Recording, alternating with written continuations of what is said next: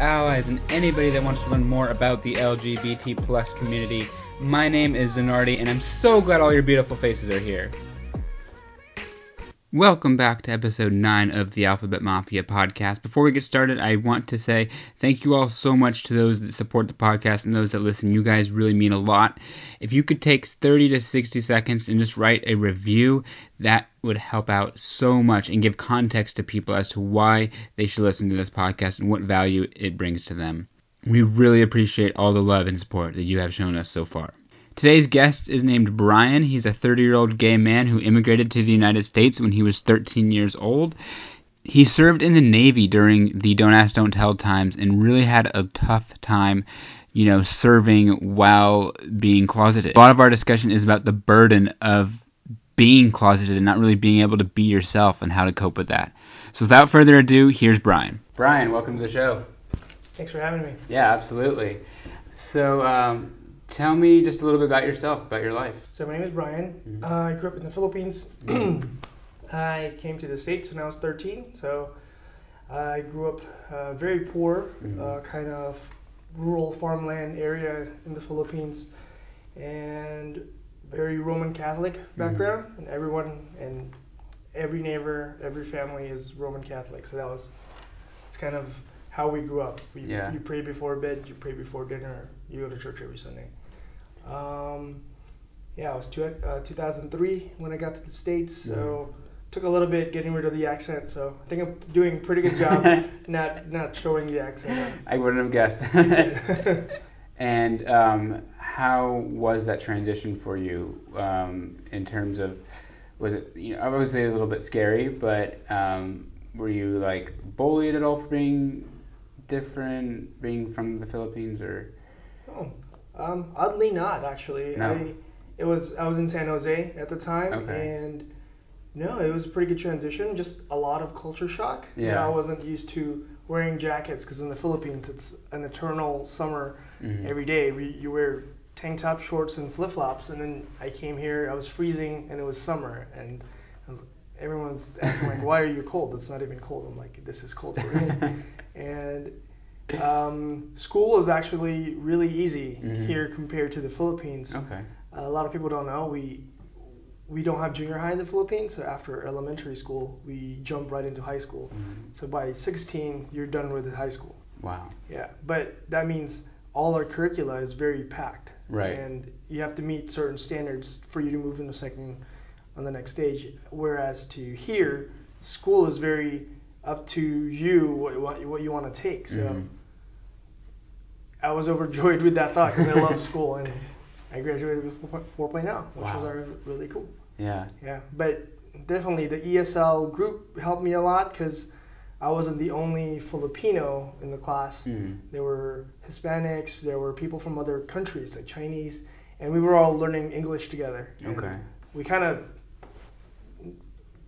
kept ourselves together, so we weren't. Sure. Maybe we weren't bullied because we were in a group. Right. Gotcha. So, okay. And did you know much English at all when you started moving here, or were you basically starting from scratch? That's a good question. We learn it, but then it's kind of like you learning Spanish here. Gotcha. You don't use it, so it goes away. So the exposure part, I think, is what helps a lot. Yeah. Yeah, but we learned it in primary grade. Okay. Yeah, as it's mandatory, but you don't use it. Right. Yeah. Cool. And so then you get to the States. You're 13 years old, and you identify as a gay man, right? Yes. Cool. And talk to me about that. When did that start coming up, I guess? When did you start beginning that journey? If I'm honest with myself, probably around the time I was going to high school here. I didn't, it wasn't as smooth as a transition as I would have liked, but no one's transition is smooth, I guess. Sure. I had a girlfriend in high school. Okay. So I had that machismo attitude because I come from a Catholic family. I didn't actually fully come out till a few months ago. So yeah. Congratulations. Thank you. And everyone's journey is different. And right. I'm taking that part of my life as my own journey.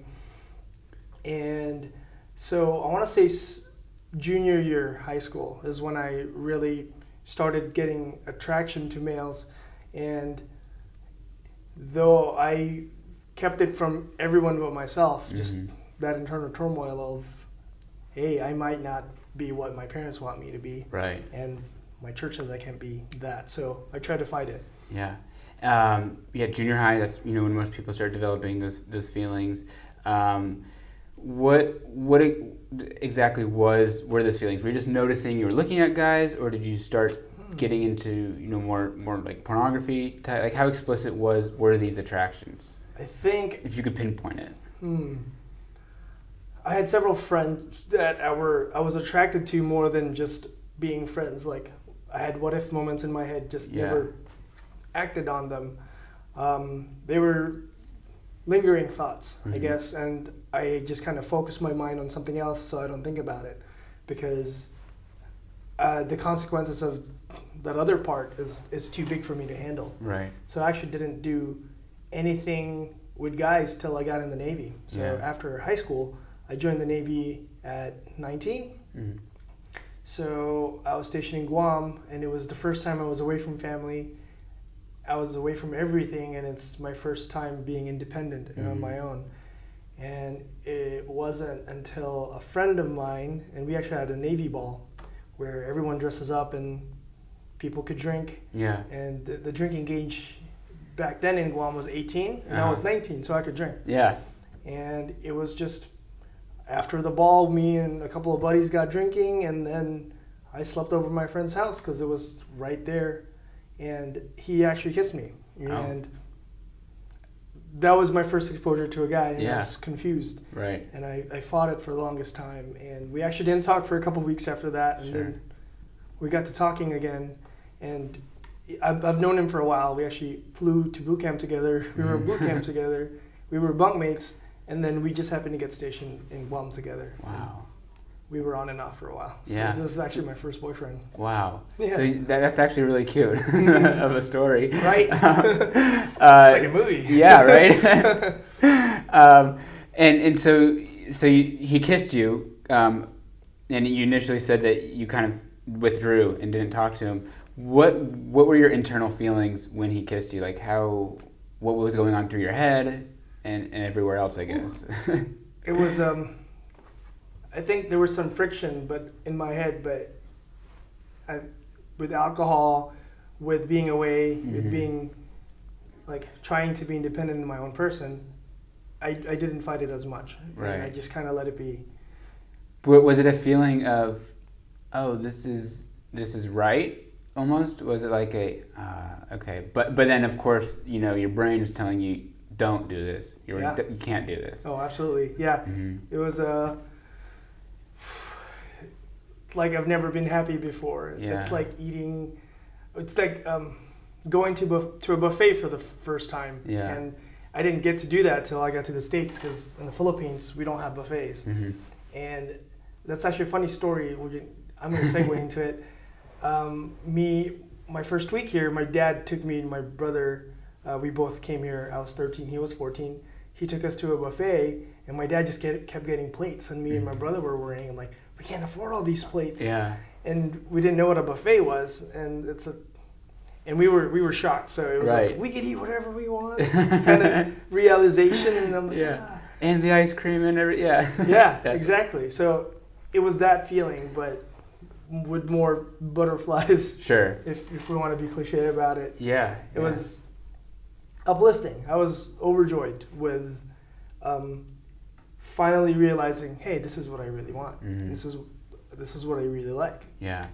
And the aversion to all the feelings. Kind of talk to me about that, like your upbringing, your family dynamic, and why you were feeling these aversions, you think.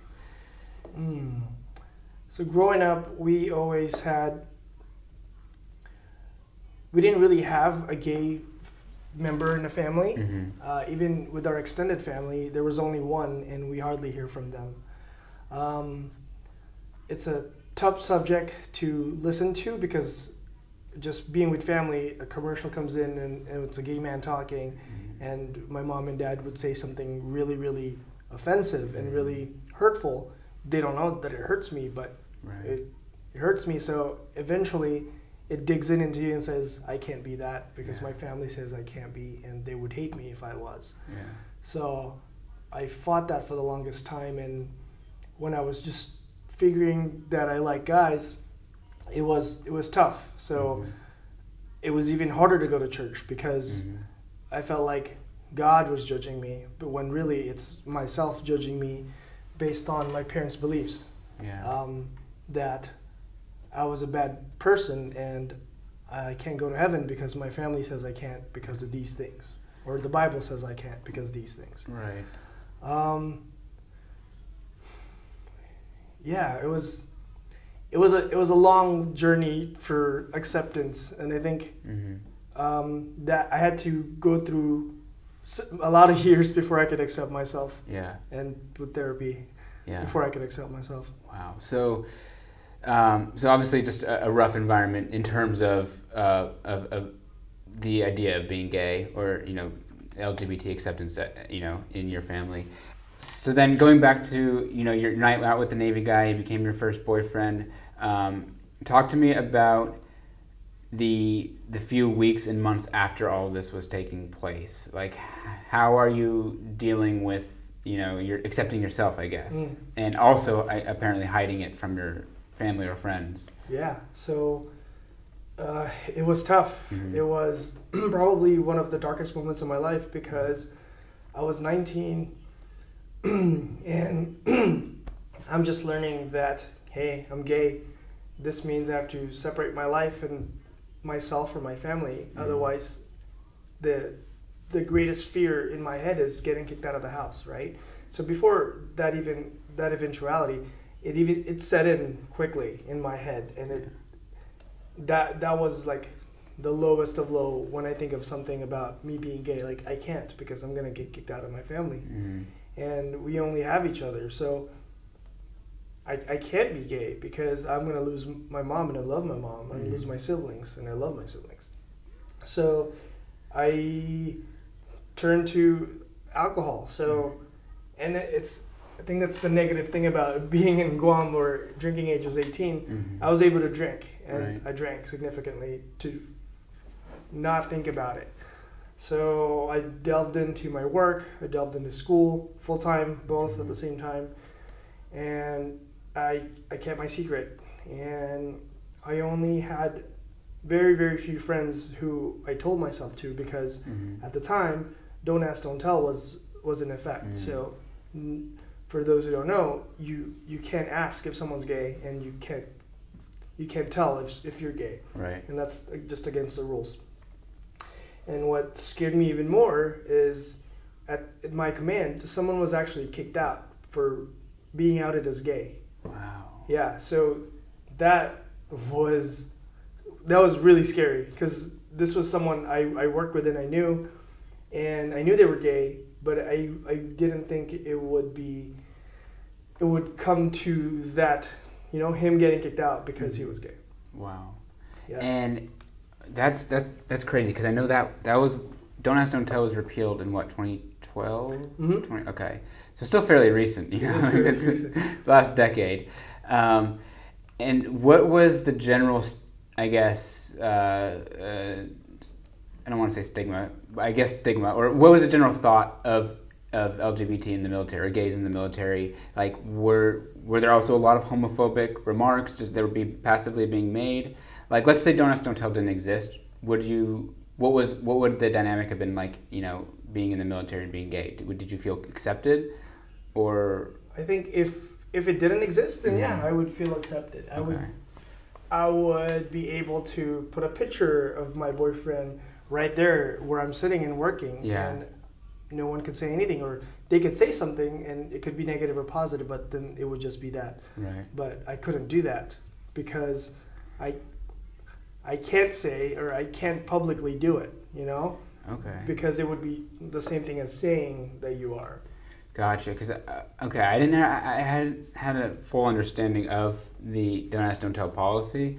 That's crazy. Like, you couldn't carry or have a picture of your significant other or anything because it would out you. Yeah. And that's the wow. Yeah. Wow. That's got to be. So what did it feel like, I guess, then being in the military and kind of having this burden over you that you can't be out and you can't be proud of your. It solidified that, I can't be gay. Then maybe I shouldn't be gay because my family says no. The people that I work for says no, and I must have not be gay. I keep telling myself, crying in bed, drunk, saying no, I can't be because I'm gonna lose everything. And I was afraid to lose my job. I was afraid to lose my family, and that was everything. And that's all I had. Wow. Until it finally, Don't Ask, Don't Tell was repealed, and we had a massive celebration. And it was awesome. And people came out, and people were hugging each other. And then the next day, it's like nothing happened. Yeah. But you can tell it's starting to get better. Right. So what was that like? So you were still actively in the military when Don't Ask, Don't Tell was repealed. And once it's announced, was it like a party where everyone's like, hey, I'm gay, hey, or tell me about that night or that day. I was actually in training when it was repealed, and I didn't find out till that weekend. Okay. So it wasn't really a cause. At the time, I was very isolated, and that's all actually a part of my own doing because that's a part of my defense mechanism. I'm really good at avoidance, and that's very unfortunate because instead of facing things, I just turned the other direction, and instead of me having to deal with things, I avoid to feel less pain. Right. That's terrible, but I'm learning that now and facing that now, and looking back, it's like, wow, I did a lot of avoidance. So it was a big deal for me, but I didn't celebrate with other people. So I rallied on my own while I was training. Right. Yeah. Okay. It was just like, yes. Yeah, it's like a relieving feeling. It was. For sure. Yeah, because I know a lot of the people who were fighting it and was a part of the coalition to end Don't Ask, Don't Tell. Wow. And one of my good friends, he was actually helped create this group. It's called Modern Military Association of America, and they are free legal advice givers / like protectors for LGBT families, members, and their our allies. And he became a big proponent of that. And I was happy for me, but mostly happy for my friends who helped defeat Don't Ask, Don't Tell. Yeah, that's incredible. Yeah. Great. And then so what did your life look like from there? Don't Ask, Don't Tell is repealed. Are you actively coming out now, or how? Because the burden's been lifted from the military. You're not going to lose your job, but obviously you still have to worry about your family and maybe friends or whatever. Where does it go from there? So it seemed like when that was going on, it was another hard, brick door after another. Because after I left Guam, I came into a Marine Corps unit. So actually stationed here in Pendleton, and just kind of never left the area. So it was a different kind of mindset where you had to be masculine when you're with the guys. And I didn't know many, actually hardly any at all, openly gay service members serving with the Marines. So my job was, I was a corpsman. And a lot of people don't know that Marines don't have their medics, is what they're called in the Army, but in the Navy Marine Corps, we call them corpsmen. So the Navy provides medics for the Marine Corps, so I was that medic. Okay. So a part of being that is building trust with your Marines, and so they would trust you. If they get shot, you're the one to patch them up. And that comes with being assertive to who you are and them liking you, but in your own way kind of thing. You have to be one of the guys. Yeah. Right? Yeah. And at the time, my leadership were very gung-ho and very masculine and very if you're not like us, you're not one of us kind of mentality. Right. They had the one size fits all mentality. Gotcha. And obviously I wasn't like the rest of them. So that actually kind of delved me deeper into my depression, because now I'm working with people who are not only negative about the gay community, but there's no one to talk to. So I was just in my barracks alone, and my depression became really, really bad. And that's actually when my commanding officer told me you have to go to counseling, because it's starting to affect my job. I wasn't sleeping at all. Wow. Yeah, so I was in therapy for about 3 months. Okay. Like extensively, like going every day, because I had very bad suicidal thoughts. And I actually, the friends that I did have, I told them, there was several nights that I could remember trying to overdose on my sleeping meds because I couldn't sleep, because that's how bad it was getting. I told them, hey, could you come to my room and could you take my sleeping meds because I'm having really bad thoughts. And he was a really good friend, and I don't know if he realized how big that was for me, but he took my meds, and that was huge, because I did not intend to wake up the next morning. Wow. Yeah. And that's very rough and very surreal. I mean, I think a lot of people have those thoughts going to bed, crying themselves to sleep. Like a lot of us have been there, and so this all I guess stems from this feeling of being trapped, because you know who you are, you know who you like, what your sexuality is, but you just feel like you can't break out, you can't be yourself. Right. And from layers of different sides, family, and then it was in general just the military. Now it's specifically your corps or your unit, and it leads you down this very dark path. So you start your therapy. What happens there? How do they help you kind of rebound and figure it out? Yeah. So I was in a program called the Intensive Outpatient Program. And then in there, they teach us CBT, which is cognitive behavioral therapy. And we had individual therapy and group therapy also. So I was grouped with a bunch of active duty Marines and sailors who were dealing with the same thing. Not necessarily about being gay and coming out, but with depression and suicidality and not coming to terms with things in your life, right? And that was 8 weeks of that, and I think I came out, and maybe on the 4th week, I remember it was something later, but I wished I come out to the group earlier, because I would have probably had a much more,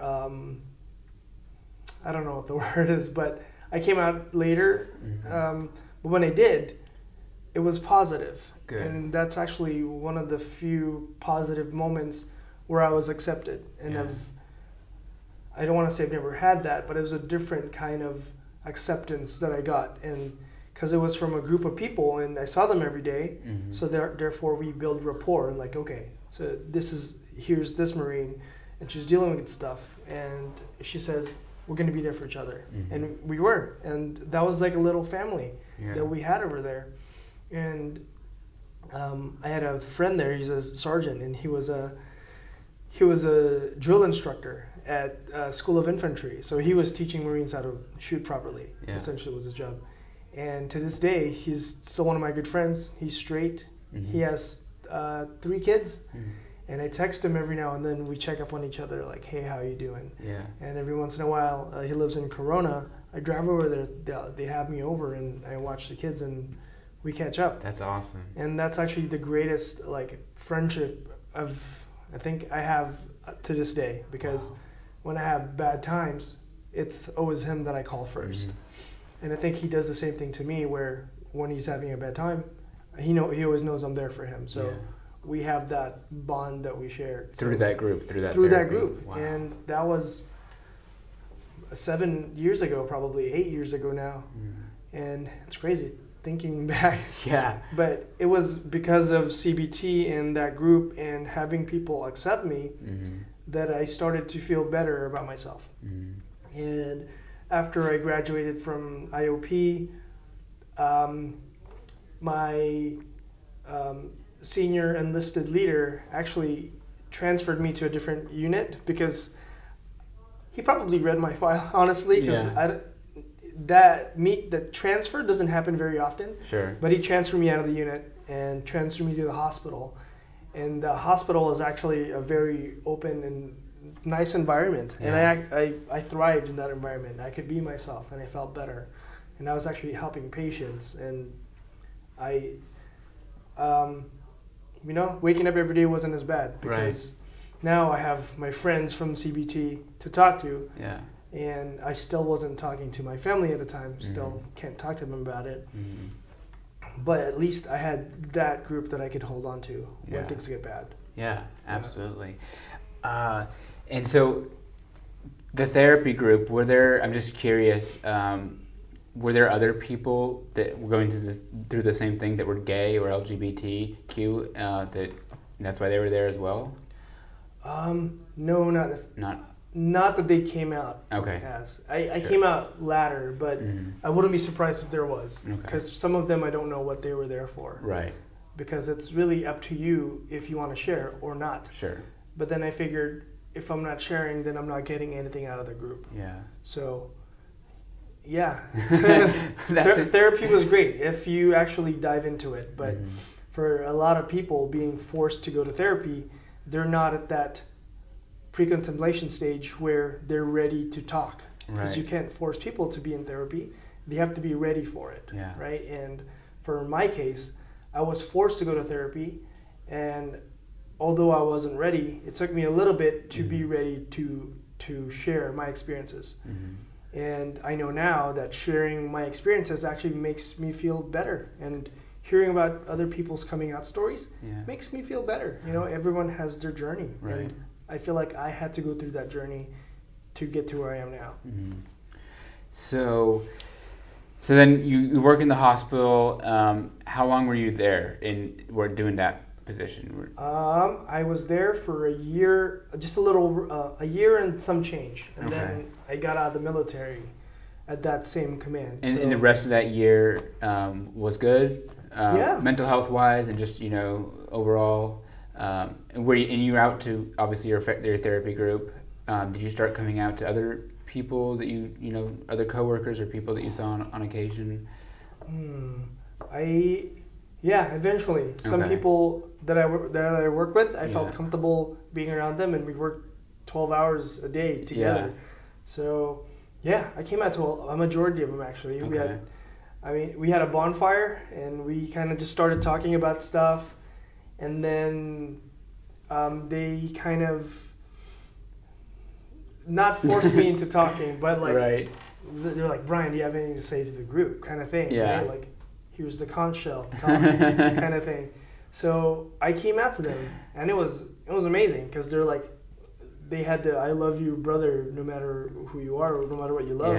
And that was good, and that solidified that idea of, hey, maybe sharing and that acceptance, but trust has to be there for you to share, because you can't just share experiences to random strangers, because being vulnerable with strangers isn't really vulnerability. That's amazing. So then you get out of the military shortly after that, right? Where does life take you from there? So from there, I got out February 2017. And then I moved to Irvine because I started school for my undergrad in social work. And then 2 months later, I got a job from that same hospital. I actually work here.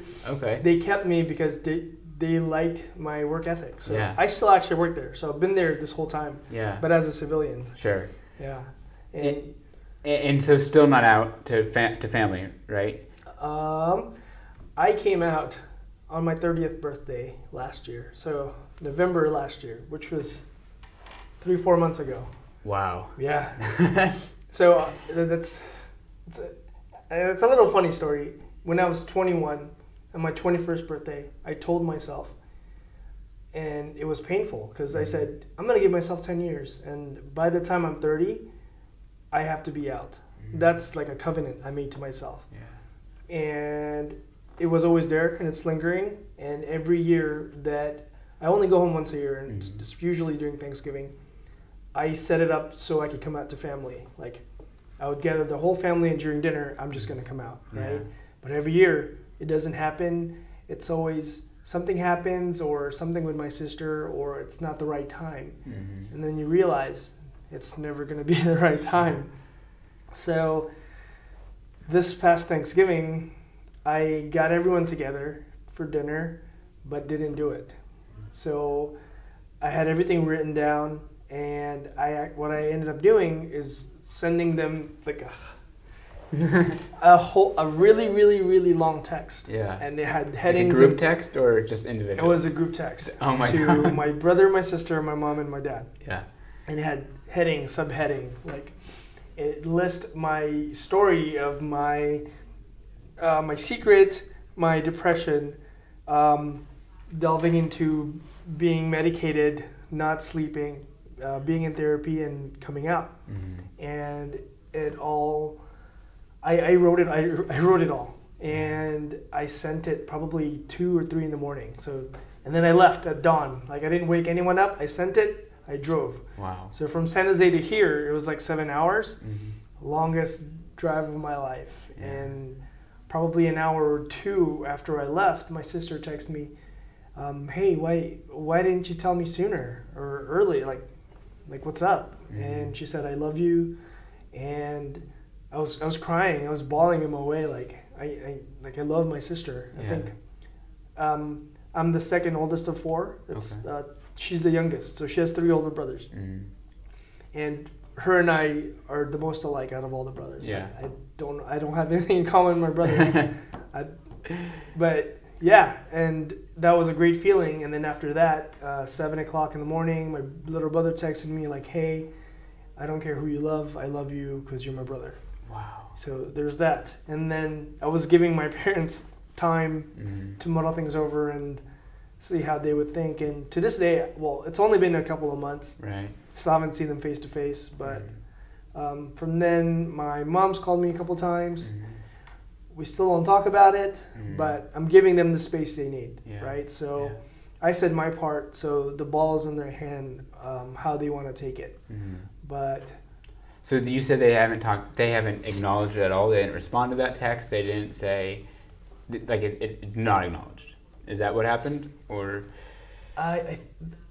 It's unclear because they acknowledge it, but not really. Gotcha. They go around it saying it's not your fault, and I still don't know what that means because the text came from both of them. They both said it's not your fault, and there was no context, and I don't want to ask what context they were thinking about. Right. But the first phone call I got from my mom, which is probably a couple of days after I had come out, as long as you're God-fearing, or as long we know that you're a good person, and as long as you go to church, then it'll be okay. Yeah. But I still don't know where that part came from where it says it's not your fault. Right. On the optimistic side, maybe they're like, it's okay, you were born this way. Like, maybe, they accepting, like, it's not, we're all just different. But I'm trying to give them as much space as they want, / need, because they probably do need that space. Sure. And in my text, I said in there, you know what you know because that's how you grew up at. That's what your parents told you, and that's what you know, right? And I can't fault you for that. So I actually said that in my text. But however, this is who I am, and your current religion doesn't accept me. Therefore, I can't be in that religion where it's toxic, because it's been toxic this whole time for me. So I gave them the ball, like, hey, here's me. Now it's your turn. Yeah. So are you no longer religious anymore? I want to say I am Christian agnostic. Okay, Christian agnostic. Sure. I'm right in between. Yeah. It's a nice thought to have heaven after this. But I just don't believe in the guidelines of, you good, you go here, you're bad, you go here. Right. Definitely not the part about like homosexuality is a sin, because how can an omnipotent God create me in His own image just to burn in hell? Right. That's kind of defeats the purpose of having a God. Like, why would I be created to be condemned? And God's a sadist if that's the case. Yeah. You'd think. And that's awful. Yeah. Yeah, but I do believe in a lot of the teachings in the Catholic Church where, you're a good person, you love your neighbor, you treat everyone as you want to be treated as, and a part of that, the divinity of love that they teach in my church is you love others how you want to be loved. Right. The whole treat others the way you want to be treated, the golden rule, as they call it. Yeah. And that's a really nice thought, and I think the Bible teaches you how to be a good human. If you look into the good stuff of it, versus the condemning side where it kind of gets bad. It's strange because the whole anti-LGBT thing coming and then citing the Bible, it's very nitpicky because a lot of the verses, if you look, are surrounded by verses that are saying like don't trim your beard or don't wear certain cloths or don't eat pork, and it's like why did we pick those to ignore, and then we're gonna discriminate against being gay?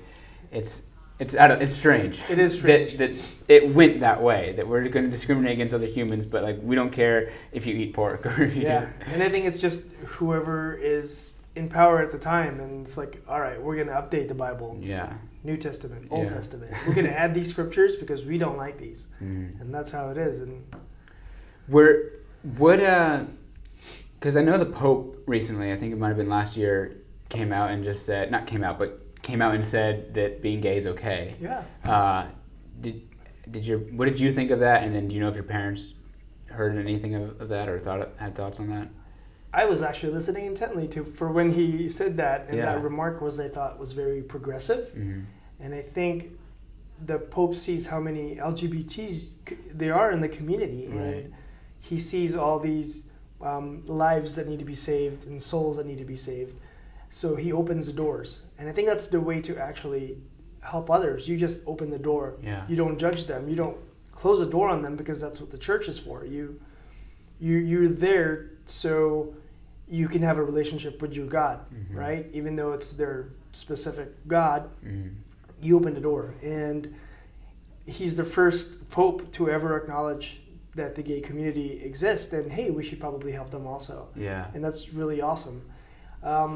My parents haven't said anything about the Pope and his progressiveness. And maybe hopefully they'll heed his advice. I hope so. Or heed his words of wisdom. So what? And you're studying therapy, right? Or you're studying to become a therapist or a social worker? I am in grad school to get my master in social work. And hopefully eventually get my licensed clinical social worker. So I can help others. Dealing with the same issues, because I feel like I'm in a spot where I can relate to a lot of groups. So I'm an immigrant, I'm a veteran, I'm gay, and I'm hitting a lot of underserved communities. And I feel like if my experience could touch others, I think I could help a lot.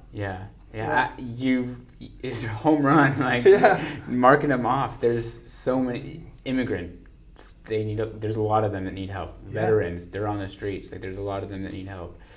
Gays, obviously, we need help. So I think what you're doing is beautiful, and that you're dedicating your career to serving those communities and to help them. What advice would you have for anyone listening that might be connecting to you on a few levels here?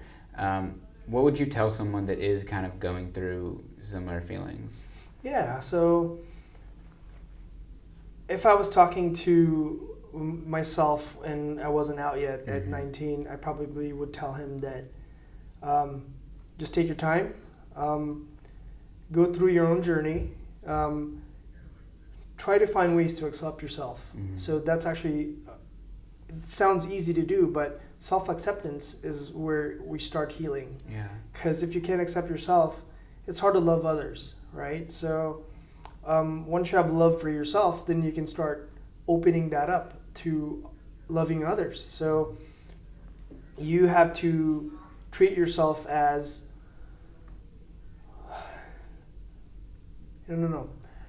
like a genuinely healthy version of yourself. Right. What do you see yourself as doing tomorrow, right? Does that mean like holding someone's hand, and that might be a guy, and that might be against your parents' rules.